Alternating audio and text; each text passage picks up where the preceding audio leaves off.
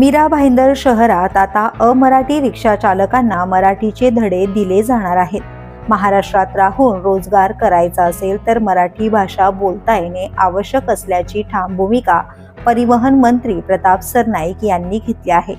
मीरा भाईंदरमधील तब्बल 565 अमराठी रिक्षा चालकांना मराठी भाषा येत नसल्याचं समोर आल्यानंतर प्रशासनाने कठोर पावले उचलली आहेत.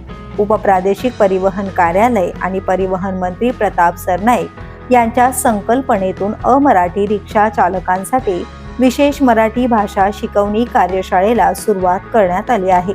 या कार्यशाळेत रिक्षा चालकांना प्रवाशांशी सहज संवाद साधता यावा यासाठी व्यावहारिक मराठी पुस्तिकेचे अनावरण करण्यात आले. तसेच उपस्थित चालकांना या पुस्तिकांचे वाटपही करण्यात आले.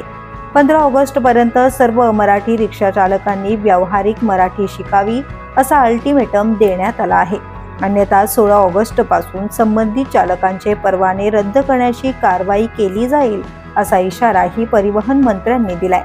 दरम्यान या उपक्रमाला रिक्षा चालकांकडून सकारात्मक प्रतिसाद मिळत असून पुढील 3 महिन्यात प्रवाशांशी संवाद साधण्याइतकी मराठी आम्ही नक्कीच शिकू आणि मराठी भाषेचा पूर्ण सन्मान करू अशी ग्वाही चालकांनी दिली आहे. या उपक्रमाचे विशेष आकर्षण ठरले आहे सपना कुमारी साह.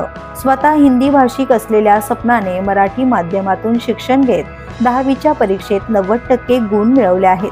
विशेष म्हणजे मराठी विषयात 91 गुण मिळवत तिने मनपा शाळेत प्रथम क्रमांक पटकावलाय. आता हीच सपना अमराठी रिक्षा चालकांना मराठी शिकवण्याची जबाबदारी पार पाडणार आहे. तिच्या मेहनतीतून प्रेरणा घेत सर्व अमराठी बांधवांनी मराठी आत्मसात करावी असे आवाहन परिवहन मंत्री प्रताप सरनाईक यांनी केले आहे. द पोलीस न्यूजसाठी अनिल शिरसाट, मीरा भाईंदर.